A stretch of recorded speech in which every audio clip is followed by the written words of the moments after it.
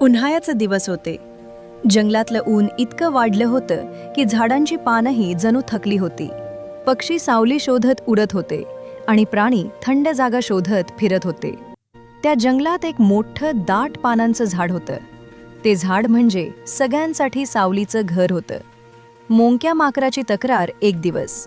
मोंक्या माकड झाडाखाली बसून आराम करत होता. मोंक्या म्हणाला, हा हा हा, किती छान थंडावा आहे.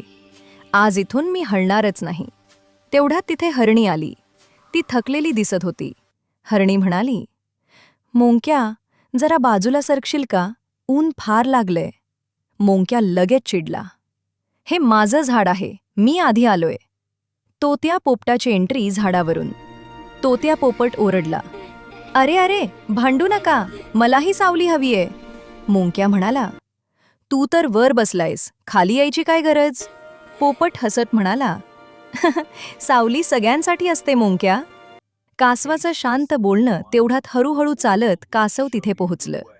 त्याने सगळं पाहिलं, ऐकलं आणि शांतपणे म्हणालं, मित्रांनो, हे झाड कोणाचं नाही, हे जंगलाचं आहे आणि जंगल आपल्या सगळ्यांचं आहे.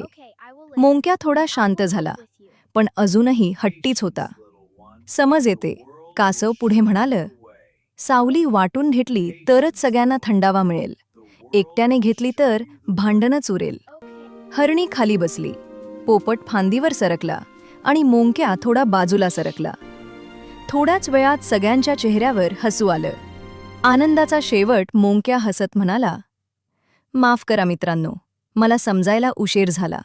हरणी म्हणाली, एकत्र राहिलो कीच मजा आहे.